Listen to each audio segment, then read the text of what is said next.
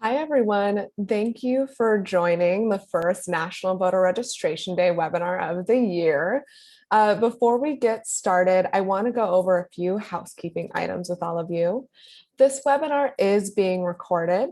Next week, you will receive an email with this recording and slides so you can share with others at your organization who may find this useful, or those who may just be interested in learning more about National Voter Registration Day. We encourage you to follow us on Instagram, Twitter, and Facebook. With being a little less than 6 weeks away from the holiday, this is a great way to stay up to date with everything happening with National Voter Registration Day and see our cool infographics. At the end of the webinar, there will be a question and answer session. Please put any questions you would like answered in the Q&A box. If you have comments or experience audio or visual issues, please put those in the chat, which is being monitored by our staff, and they'll try to support you the best that they can. We're excited you could join us today, and we're going to get started. Before we jump into our content, I want to take a second to thank all of our sponsors for National Voter Registration Day 2021. They make it possible to offer grants to organizations like this year's state and local captains and ensure that we can send our free posters and stickers to everyone who signs up as a partner every year. We'll start today with a little bit of a presentation from me where we talk about the holiday. We'll go into some best practices, and then we'll turn it over to our friends at Civic Georgia and Cleveland Votes to share stories from the field. Before we get started, I want to launch a poll that asks how long you've been involved with National Voter Registration Day. So just take a second to send that out so we can see who is joining us today. Okay, so we're starting to see about half of people who have joined us today this is their first year celebrating National Voter Registration Day. Congratulations, we're excited to talk to you. Some 1 to 2 years, some 2 to 4 years, and 10% of people have been doing this for 5+ years. Thank you for being around so long. We're excited to celebrate our 10-year anniversary next year and hope you'll be joining us then too.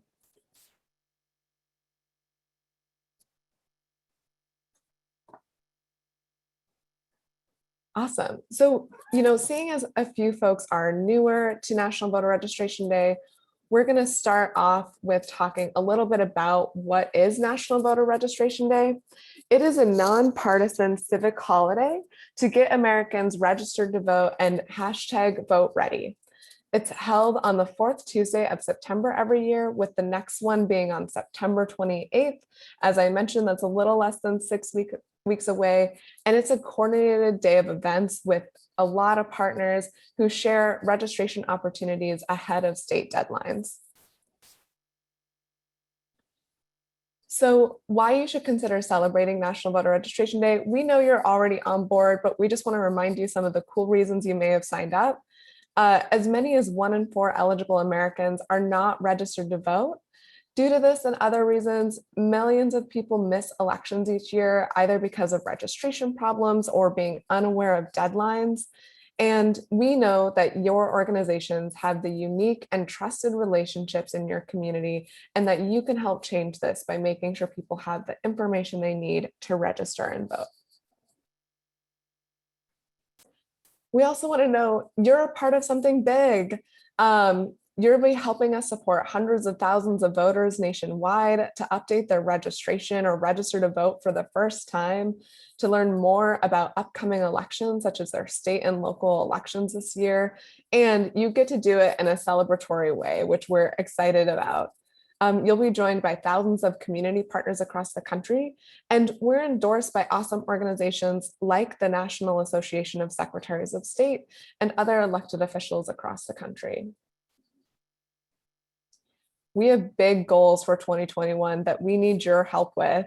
We're hoping to register over 250,000 people this year and engage over 4,000 community partners. And we're really excited to get people ready for their local and state elections, which don't always get as much attention as national elections do. every registration matters. As I mentioned, we've been around for almost 10 years. And since 2012, National Voter Registration Day has helped 4.5 million people register to vote on the holiday, a very big number that we're excited to keep contributing to. So we're going to move into some best practices for planning your event. These are meant to help guide you as you think about what are some of the basics that you need if you're planning an event like this for the first time. And we hope they give you some good information.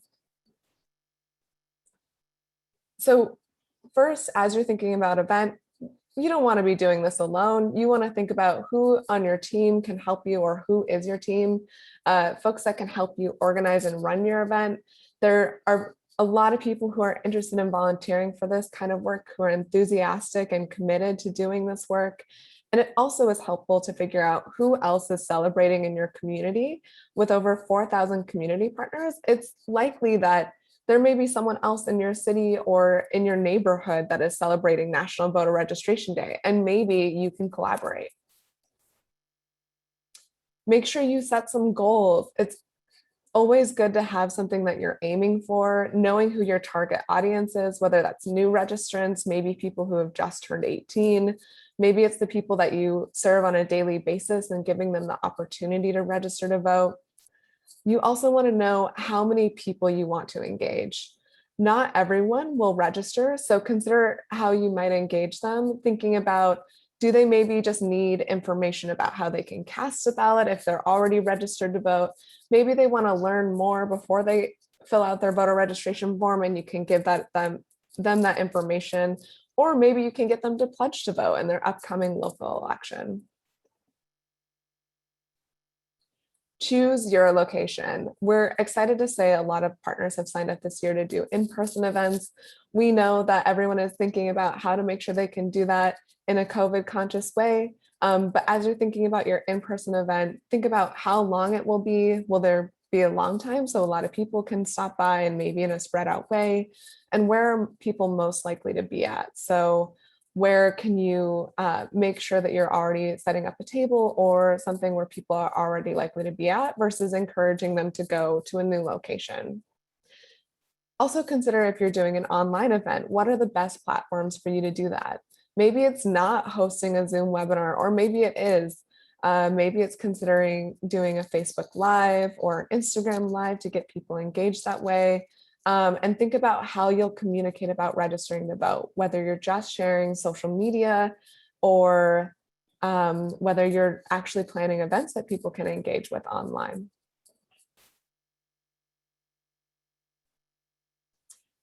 This one is really important. So know the rules in your state. Every state has different rules for hosting a voter registration drive guide. So it's important to look up if there are any training requirements in your state. Some states do require an in-person or online training before you host a voter registration drive. Think about how you will handle and quality control forms. Some states have guidance around that. As part of National Voter Registration Day, we encourage all forms to be turned in within 2 days of collection so that they can be processed in a timely fashion. And your local election officials will thank you for getting your forms turned in early. We do not have these on the website yet, but we will have them up soon. These are our voter registration drive guides that we do in partnership with Fair Election Center. The good news is they take all of those rules about hosting a voter registration drive guide in your state and put them in one easy place for you to be able to look at. And they're a really helpful resource, and we'll make sure to be sending those out to you as soon as we have them. Lastly, you don't want to forget to publicize your event so that you'll have good attendance. When you think about advertising your event, think about the free posters we've sent you to tell people about the event that you're having and what that looks like. If you signed up before last Friday, your poster should be coming to you sometime this week, early next week. You signed up after last Friday, you'll be receiving them the week after. We're working on getting them to you as fast as you can, along with the stickers and the additional languages that you're requested. Post on your social media account. So maybe you have a really big presence on Instagram, Twitter, or Facebook. It's a great way to get information out to people that you'll be offering voter registration on National Voter Registration Day. Send an email to your members, letting them know that this is an opportunity for them to talk with you in person or on your online event. We have social media templates, downloadable graphics, and more in our partner toolkit that can make sure that you have the information that you need and are easily able to share that with the people that you're trying to engage. Also, we have tools to help make sure that your event is a success beyond, the webinars that we host, which we hope you get a lot out of. We have a partners resource page on our website that has a bunch of great tools, including our communications toolkit that has everything from sample social media and emails to strategies and messaging you may want to think about as we work to engage folks in local and state election years. We have our field organizing toolkit that has a lot of information similar to this and more to help you think about planning your event together.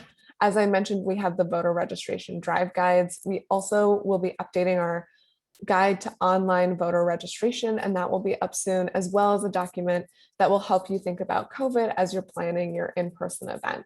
So we definitely encourage you to check out all of those tools ahead of hosting your National Voter Registration Day event. So I hope those best practices set you up to kind of hear a little bit more as we switch to stories from the field. We're excited to have two presenters with us today. The first is Kevin from, before we do stories from the field, we had one more poll from you that I forgot about, which we're going to launch now.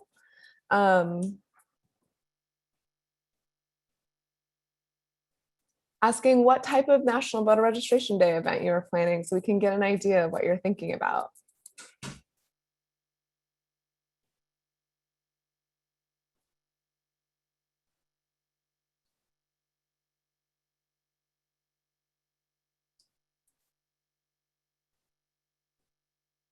Cool. It looks like we're having a lot of in-person events, which is super exciting. We know how valuable face-to-face time can be in making sure that people get the information they need and in registering voters.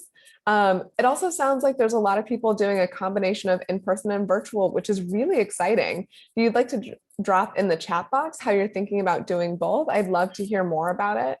If you're not sure, that's okay too. And hopefully these stories will help you figure out what kind of event you'll be hosting this fall. With that, I want to introduce our first speaker. Our first speaker is Kevin from Civic Georgia. Kevin is a community organizer fighting for equity and justice through and in civic engagement. He is the founder of Civic Georgia, a BIPOC-led grassroots advocacy organization, which is uniquely powered by a collaborative of organizers. Since 2017, Civic Georgia has been actively creating space for community-led civic action, civic celebration, and voice for everyone in our state, with intentional inclusivity for our most silenced and other Georgians. In pursuit of this mission, Civic Georgia has collaborated with dozens of partners in registering tens of thousands of voters and empowering even more Georgians to be informed, active participants in our democracy. Kevin, thank you for joining us today. Hey, thank you. Thanks, Debbie. I just want to make sure y'all can see me and hear me. We can, thank you. Okay, perfect. So first, a huge thank you to Debbie and the entire National Voter Registration Day team for hosting this webinar and for organizing the event overall. It is a really large and very important undertaking, and as Civic Georgia, we're excited to work again with the team and with all of you guys this year.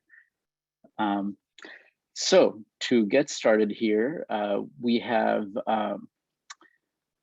kind of some themes that we've been discussing as a team around what the opportunities for voter registration and community engagement look like.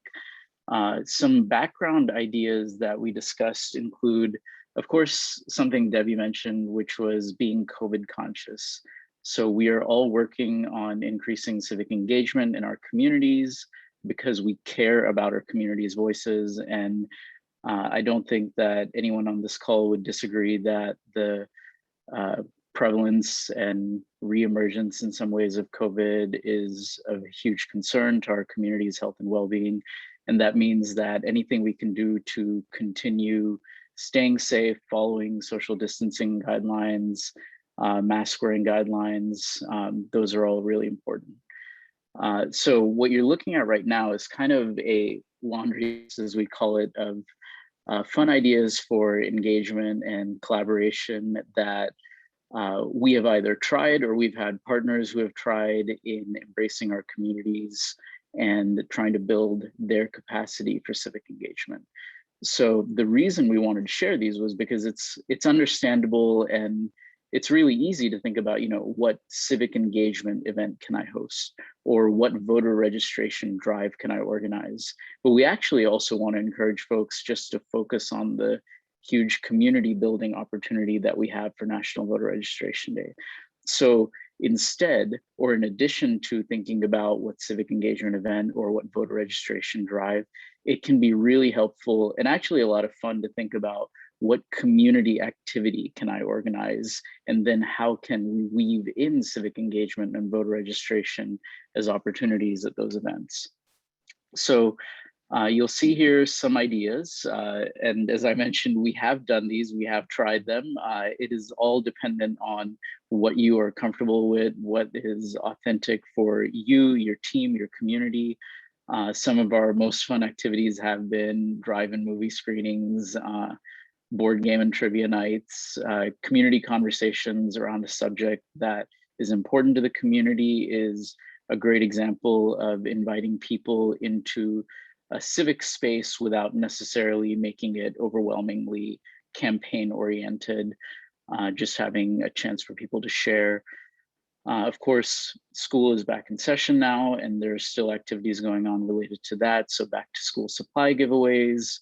Other fun ideas are art shows, competitions, talent shows and competitions, socialize and paint nights, things of that nature.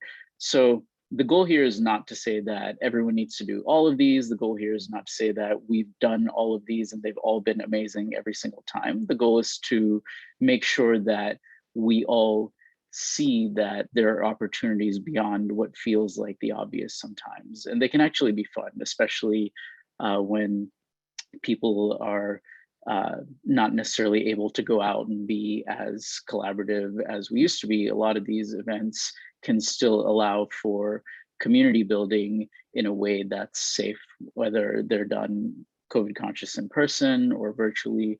This allows for some fun activities that you can also weave in civic engagement themes too.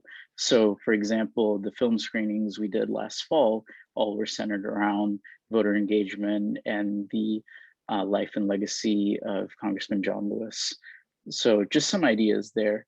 And I think one of the key takeaways here is that when we think about voter registration, it is really important to remember and really important to ensure that our volunteers understand that voter registration is only the first step in a civic pathway. If people come away from that registration experience thinking that all they've done is some mechanical form filling action, they may not actually be as likely to take that next step to learn about elections, learn about candidates, vote, participate civically in other ways. And so it's important to create some sort of next step, next action awareness of what all is going on as you pull people into the registration process. And it's also, I think Debbie referenced this earlier, it's also possible that many of you will work on other civic or advocacy opportunities or already do. So it can be helpful to be ready to share about that with people whom you're engaging for voter registration activities. So just sharing about who you are as a grassroots organization or community service agency, whatever else you're doing, making sure that people understand that full picture of you, which is important not just so that they can continue to connect with you, but also because you may, again, as Debbie said, you may interact with people who aren't eligible or for whatever reason aren't ready to register to vote at this time. And so making sure that there's a pathway to further dialogue is important. New approaches to in-person events. I think this is mainly about making sure that we try not to copy paste what we were doing outside of a pandemic environment into a pandemic environment. Rather, think through for your group, for your team, for your community, what works in the new world. Unfortunately, it's been long enough that we've all been experiencing the pandemic that many of us as civic activists have found ways to engage with community members in COVID conscious ways. So I don't want to pretend that that isn't also something that's happening, but hosting things that are drive through or drive in, or even if you're going to host an in-person event, we hosted a community picnic where we used those little yard flags and actually distance them about 10 to 15 feet from each other and said, you know, each family can sort of grab a spot near a flag, and that kept people socially distanced. I saw that somebody posted in the chat double masks and gloves, using masks and sanitizing supplies. Absolutely. I think that maybe if we can jump to the next slide real quick. Yeah, so basically all of the things that we know now to be scientifically and practically helpful in preventing the spread of COVID and in helping people feel comfortable participating in public activities. Those are the things that now more than ever, it's important to just double down on. So that means actually taking time, and it's not a lot of time, but take the time to train your colleagues, your team members, your volunteers on proper usage of safety supplies, and make sure that there is buy-in to actually follow those guidelines that you set in place. It's very easy and very common when you get into public settings, especially if you're comfortable, if you're with people who are familiar, when the event starts, despite the fact that new people may be joining as the event progresses, for masks to come down, gloves to come off, you know, sanitizing of pens and things to sort of fall behind. It's really important to not let that happen. And that all comes down to expectation setting and just managing that through an event or an activity. Equally important, understand and plan for your team's comfort level with different types of interactions. So this is something we got a much better understanding of last year. We have folks who just prefer not to do in-person activities, and that is perfectly reasonable, and that is their choice. And so if we want to make space for them to be able to participate, what else can they do, whether it's outreach beforehand, hosting virtual events, what can we do to make everyone a part of what's happening while making sure that we're keeping an eye on and sort of planning for their comfort level, not in spite of what they need. Thinking about your volunteer base and expected community audience is similar idea there, that be aware of who you're engaging with. So if you're typically working with seniors, then that might come with different expectations and requirements around what types of events are reasonable to host safely this year. We can go on to the next slide. Okay, so same deal here. The idea is that we want to make sure that people feel good about what's going on, that people are excited and energized. If you've been in the space or if you recently joined, then you know that civic engagement can be dry. It can come across as dry. And so it is usually helpful and always fun to try to be celebratory and energetic in as authentic a way as possible. We're not talking about faking, but we're talking about finding ways to do things that are fun for your team and for your community so that people are genuinely excited when they're at an event. We also want to be mindful of the fact that the 2020 election season was very intense for everyone, both for those working in the civic space and for the community members we were serving.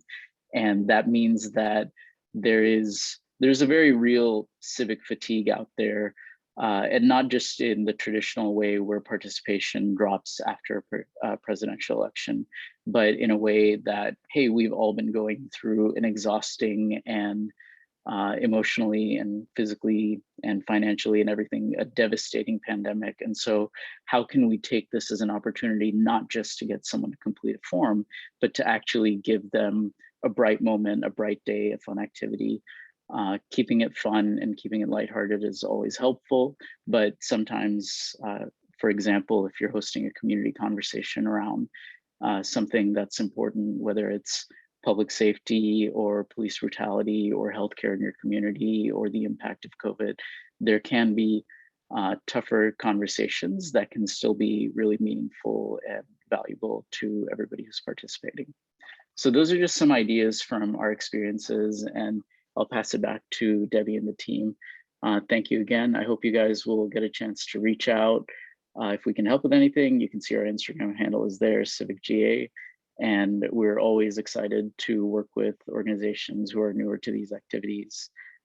Thanks again for having us. Thank you, Kevin. That was a really great presentation. And I saw some questions about what the films were that you screened. So when we get to the Q&A portion, we'll maybe talk about some of those. Also, if you have other questions specifically for Kevin, please feel free to drop them in the Q&A box. That way we can either answer them live or answer them through the Q&A box.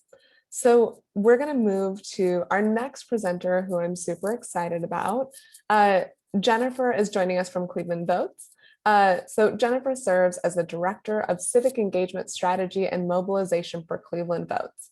Cleveland Votes is a nonpartisan democracy building and mobilization entity that aims to strengthen civic muscle and power to ensure we have a more informed, participatory, and cohesive community. Their work and values are centered in an equitable civic engagement framework.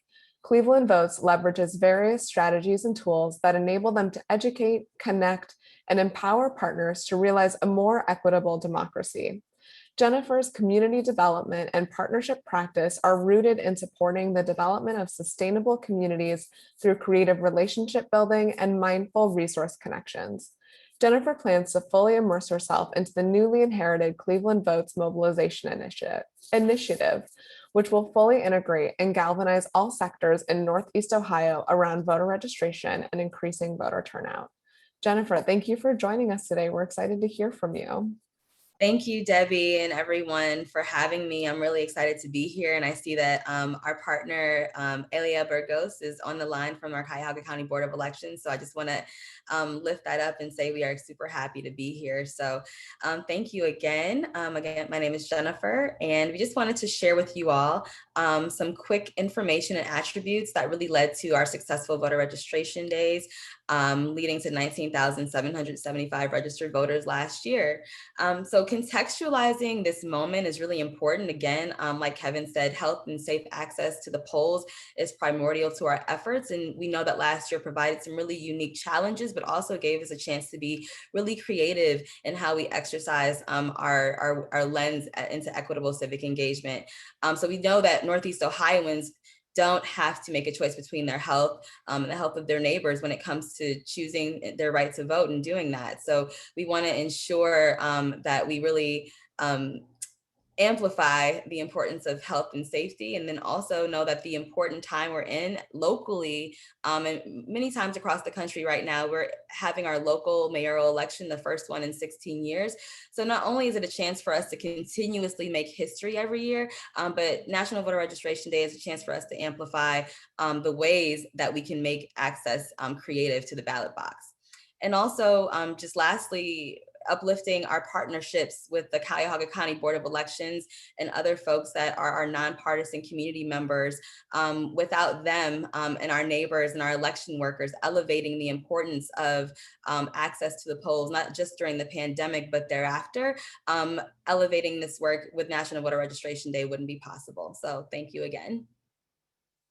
So the key attributes to what's led to our successful voter registration day celebration each year is number one, partnership.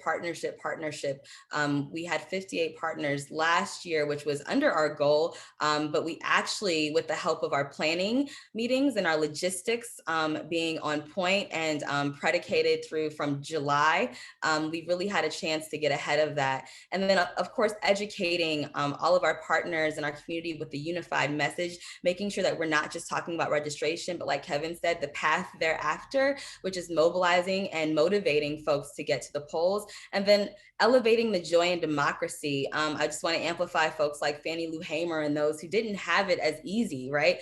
Doing voter registration. We want to put that joy and infuse that joy back in, and that's another attribute. So again, our partnerships for National Voter Registration Day go back to 2013. We've been convening and hosting partners every year since 2013, and we knew that to continue in a collaborative and unified way to elevate democracy, we had to collaborate with our Cuyahoga County Board of Elections.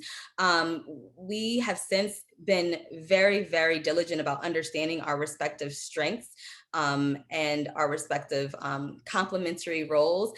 Working with the Cuyahoga County Board of Elections has taught us that our strengths are in tech, right? We have access to Zoom. We don't necessarily have to use the intranet. So understanding how those partnerships may complement each other. The Cuyahoga County Board of Elections, of course, administers our elections. So there's a level of credibility and trust that can be built through the relationship. And we always, again, want to elevate the importance of bringing in and making visible the folks who are doing the work.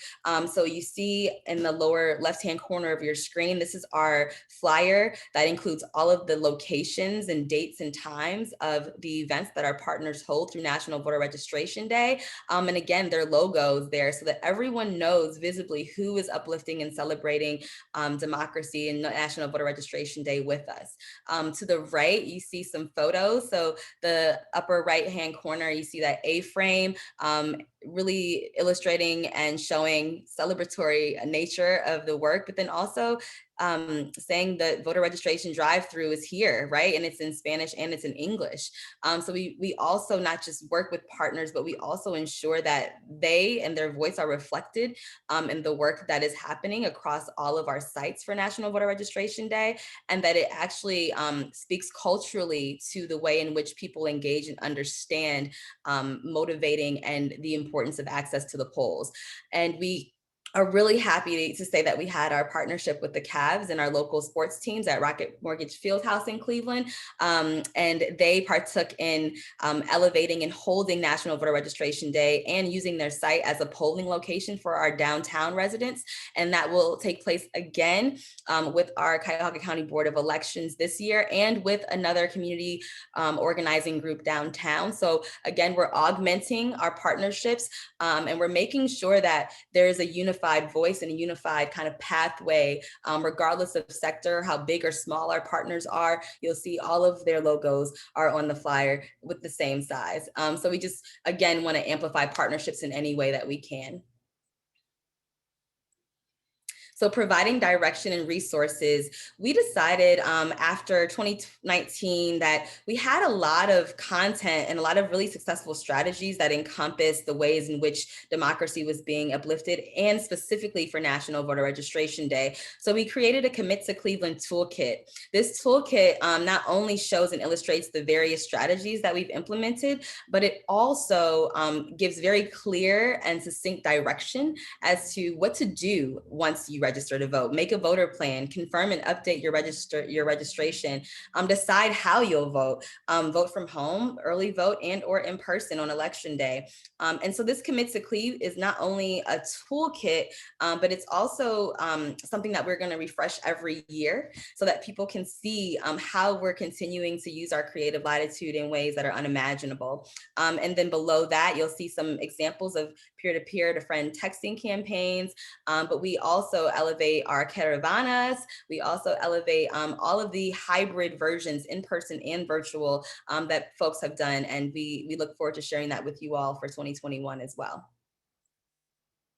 So digitizing nonpartisan messaging, we have since 2019 begun using infographics to share clear and succinct direction, but also digitizing the forms for trainings. We host at least 3 meetings and convenings with our Board of Elections prior to NVRD. And those 3 meetings include an orientation, an interest form, which folks actually indicate when they can pick up their swag bags, which we'll get into later.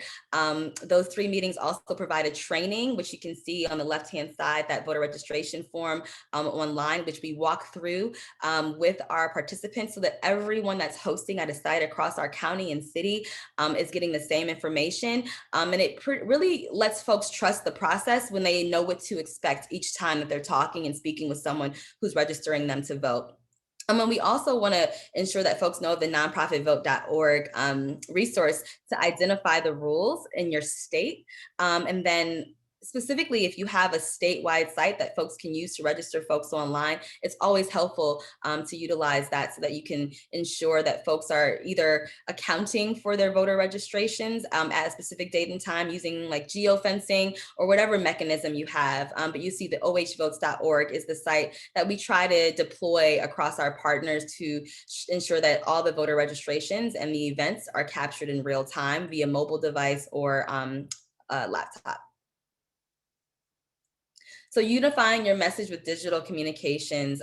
This is just an example of how we created a baby brand series last year that really shared time-specific messaging and answered questions. We realized that the nonpartisan space allows us to really distill this information. And the great thing about NVRD is that you're focused on a specific time frame. So you really get to pre-plan and predicate infographics and messaging and ensure that everyone is able to share that messaging on the same timeline so that it kind of leads up to the climax of NVRD. And then you're still ramping into GOTV, which we'll be doing this year. So if you don't have a printer, no worries, right? Grab a blank piece of paper and write all the necessary information on the application on the paper. So this is the kind of messaging that our infographics communicates, even if you're not using a computer or you're working in a lo-fi environment. We still want to make sure that that messaging for vote by mail or getting to the polls or registering or whatever it may be is translated for folks in a lo-fi environment. Some of our internal strategies have been really leveraging existing communication and marketing channels like our local radio station, Radio 1. We've also done PSAs and partnering with local organizations that specialize in public service announcements, and then also connecting with existing nonpartisan campaigns and unconventional partners like restaurateurs, micro businesses, environmental groups that do composting. There's food trucks and things of that nature. So we always look for how our internal strategies can be applied to either virtual or in-person engagements. On the lower left-hand side of your screen, you'll see Mask for Community, which was a community-wide partnership with a few folks in Cleveland, primarily Black women, who said, hey, we need to do something creative to make sure folks get their vote by mail applications and are doing that safe. So they created an initiative called Mask for Community, where they provided free masks and information about voter engagement and for NVRD specifically, for folks to drive through, pick up a free breakfast, get a mask, and get their vote by mail app filled out. So just really looking at what strengths we have and what meet our local geography. We're a car heavy city. So we just wanted to create those types of in-person engagements that could also lead to getting folks better access. And then we have our virtual events and town halls that again were available for folks to use via phone. So they weren't necessarily having to use Wi-Fi to access us. Ballot parties, debate watch parties. Again, we have our mayoral election happening. So a lot of folks are watching forums. And how are we optimizing on those spaces in order to inform folks that there's a holiday coming up and there's other ways to engage with our local elections in a way that can be nonpartisan. So just a few examples for you. And capturing the moment and elevating the joy in democracy. So one of my sheroes is Fannie Lou Hamer, like I said, and I look to her and other ancestors who didn't have such an easy time committing to voter registration and facilitating voter registration. So we're always trying to elevate and infuse joy in democracy, and that is our hashtag for this year.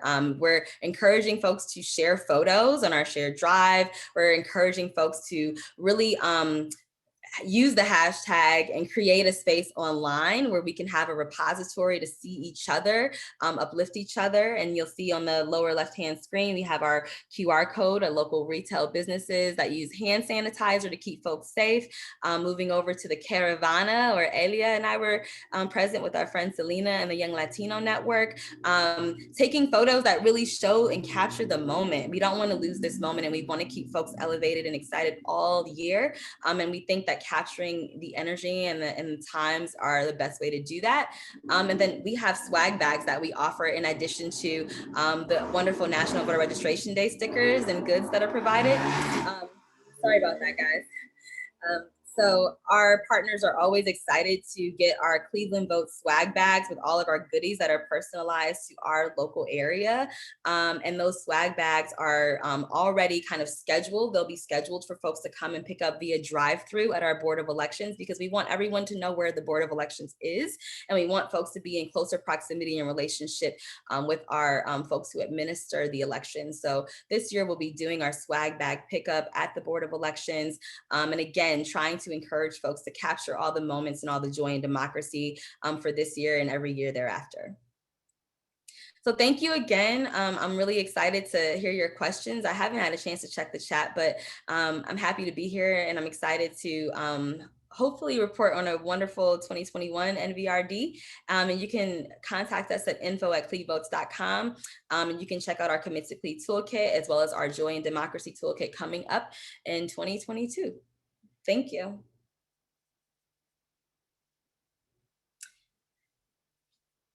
Thank you so much, Jennifer. I'm going to invite both Jennifer and Kevin to do video on while we transition to doing Q&A for everyone. Just while we're transitioning, so people have a second to get prepared, I saw some questions about the posters and stickers coming in. The first shipment should be going out later this week. So that is something that you should be aware of. If you haven't received them yet, it's no reason to panic. They'll be coming soon. And then if you need additional languages, the languages that we have translated, you can see them on our website now to download and print, or you can let us know if you need more. We'll also be opening up our Shopify account. So if you wanted to purchase more instead of printing them, you can do that as well. But the languages that you requested should be coming to you soon. Great. So thank you both for joining and for such great presentations. I want to start with a question for Jennifer. I think the relationship that you have with the Board of Elections is really valuable. And I'd love to hear, what are some of the strategic steps that you take to manage those relationships with partners and the Board of Election to make sure National Voter Registration Day is successful? And I'd love to hear, how that relationship started, since I think partnering with elections offices is something that is like not always inherent for people. Sure. So the relationship with our Board of Elections preceded my time, but I do know that it came at a place where folks had lost a certain level of confidence in our system, and there was a need to see a strength in partnership and collaboration with the community organization. And we were a burgeoning organization that was really started grassroots from local jail voter registration efforts. So we were complementary in what was needed at the time. And that collaboration has since really shown both of us, the Board of Elections and Cleveland Votes, what our respective roles are. So this year, we really formalized the process of identifying our roles and responsibilities with respect to how we roll out our convenings and meetings with partners. And we created a memorandum of understanding that really outlines like what it is that we're doing, very tactile, specific things that we do in our roles, from planning meetings, hosting, creating a Zoom. And then we also were able to create an interest form in a way that was getting to the questions that the Board of Elections needed to know from our partners, and getting to some of the items and questions that we needed from a nonpartisan and funder standpoint. So we really have been able to, through the process of collaborating, learn better what our roles and responsibilities are. And I think not only does our partnership lend some credibility to the Board of Elections and Cleveland Votes, but it builds confidence in voters. And I think that them seeing that this is an existing in long-term partnership, ideally, that will then further add to the confidence that people and the joy that people have in celebrating these holidays like National Voter Registration Day. Thank you. That was an awesome answer. Kevin, kind of relatedly, if you're new to National Voter Registration Day, do you have any advice for people as they're thinking about how to collaborate to make sure their events are successful? Yeah. I think so. Jennifer has actually given a lot of good examples there, but being able to reach out to organizations who are already working in this space, I think is a really, really important and unique step. It can be surprising how willing people are to introduce you and your ideas and your work and your effort into civic engagement, as opposed to just sort of pulling you in as a volunteer to their organization, if that's something that you're interested in doing. And beyond that, a lot of it is sort of looking at your community, your close community, your friends, your family, your neighbors, your faith community, your colleagues, and seeing what ideas they have, what resources they have, how they want to get involved. And a lot of this is really like, make sure, as you guys were both saying, make sure you know the laws and best practices around actually getting that form completed successfully, because that can be challenging in some cases. But once you have that, a lot of this just comes down to what works for you. Who are the partners who work for you? Which organizations do you feel good about? And how can you ask them for support?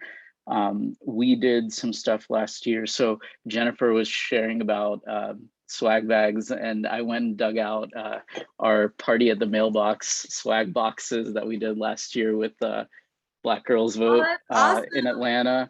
And so it has like an Atlanta Vote shirt and some local stuff, wrap snacks. I can't believe I still have these.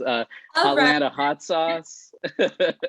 and we made our own stickers. So I don't know if y'all can see these, but like the I voted in Georgia sticker is kind of a big deal for voters in Georgia. And because a lot of us were actually voting by mail last year, that wasn't going to be something that we would all get a chance to receive when we went to the polls. And we actually worked with larger organizations in the Metro Atlanta area to help us fund printing stickers that replace that. We made, I think I just showed the I voted by mail in Georgia stickers as opposed to I voted in Georgia stickers. And a lot of our organizational partners gave them away, and they helped us cover the costs. And so I think that's a smart strategy for sort of weaving your own ideas into what's happening without necessarily having to incur all of the effort and expenses. And then just lastly, I think Mary maybe in the chat had asked if anybody had put together like a little kids activity book. So the team at Black Girls Vote actually put this together for the Party of the Mailbox last fall. And it's got like coloring things. And my favorite is the word search, which actually has Senate runoff, which if you all remember was kind of a big deal in Georgia. So it's pretty cute, but these are all good ideas. And I think a lot of it comes down to doing what feels right and is manageable for your team. It's really easy to get overwhelmed by doing things that are more complicated than you may be able to take on at this time. We're all under a lot of stress, a lot of pressure in this space, at home, with work, everything, with school. And if you can just find that one thing that works for you and really embrace it, then I think it has a good chance of success. Thank you so much for sharing like physical assets of what was in the box. I would not have, all the snacks would be gone if it was my box. Forgot about the snacks though. Related to this, Jennifer, there were a lot of questions and excitement about the swag bags. I think people were interested in what are in some of the swag bags that were put together. And then also, how did you get funding or contributions to the swag bags to make them successful? Yes, so we actually had seed funding from our primary funder, the Gun Foundation, and we had some sub-grant funding from Ohio Vote Ohio, who our friend and partner nonprofit Votes works with. So we had some discretionary funding, and those swag bags were comprised of things like clipboards, pens, candy, sanitizer, mask, snacks, of course, not the wrap snacks. I wish we had those. We didn't have those. But things like balloons, all the accoutrements of like celebration, but also like the basic tools of community organizing, like everything you just need to register voters. But then we also included some stickers that were just like local stuff, like extra local souvenirs and goodies, but definitely like the basics that you need to actually carry out your NVRD like table or event. So like tablecloths, everyone got like glasses, you know, like cool little items that keep people like I guess excited, but also just the basics of what you need to facilitate and carry out voter registration. That's great. Thank you. I think, one thing I might want to add for folks who maybe don't necessarily have funding for this is, Jennifer, you brought up unconventional partners like local businesses and people who you wouldn't initially go to for this. They may want to share some of their stuff through this, whether it's to like get their name out or show that they support this. So it's worth going to them and asking for potentially in-kind donations for swag bags and stuff like that that can be included. I think we have time for one more question. There were a lot of questions about the events that you held, Kevin, but I guess I'll pull out one question related to it, which is, can you share some of the movie titles that you used for the drive-through events? Yeah, and what those were for people that are interested in planning similar things. Sure. I'll share one because it was the most impactful, I think, both for timing reasons and for the content. But the Good Trouble documentary about the life and work and legacy of Congressman Lewis, specifically in voting rights, but also all of the work he did across all civil rights and activism. We had a chance to work with the team who produced the film and share that with a few different audiences in Georgia. We did that at a drive-in theater a few times, and we did that virtually. And that, I think, it's a really good example of a film that's really on topic. And that means that your audience will kind of know that this is tied to civic participation. But I will say that it doesn't have to be that on topic. It can be more locally relevant. So homegrown films from your community that are about issues your community is facing. We had a film, we didn't get to screen this one yet, but there's a film that was made in Atlanta by Atlantans about the new stadium that was built and the impact that that had on the neighboring communities, good, bad, and other. And that's something that is a very personal subject for a lot of people, and they may choose to come watch, participate, share their feedback and thoughts and feelings. And that's kind of what I think is a more unique opportunity to sort of open the space a little bit more to somebody who may not be that person who's like actively following campaigns. When you're trying to reach folks outside of sort of the already civically engaged space, it can be good to have films that are more locally relevant, are issue oriented. Someone asked about sort of the logistics of screening films. I don't have a good answer to that. I think it's comes down to what film you're looking for and finding out what access rights might look like. It also depends what you're doing. Like if you're calling a few people over to someone's house and screening it in the backyard, I don't think that that is the same level of complexity as if you're like renting out a theater space or something like that. So, and a lot of the sort of streaming channels and things have watch party type setups now. So I don't know how all of it works, but it's definitely something worth looking into. And there are more cost-effective ways to do all of this. Really, like Jennifer gave a lot of great ideas. Like not all of this requires pouring money into projects, and if it does need money, finding those local businesses who will sponsor. I think 80% of the stuff in the boxes that I was sharing was donated by the organizations or companies behind them, and finding partners who may have larger budgets who are willing to share when you come with an idea that can be helpful, like bring, a half sheet of here's what we want to do, and we just need a few $100s, like, can you help us make this happen? Like that, I know we will say yes to that 9 times out of 10, maybe 10 times out of 10. If you're able to do something like that with your ideas, that can help get over that hurdle. Well, thank you both so much for presenting and answering questions.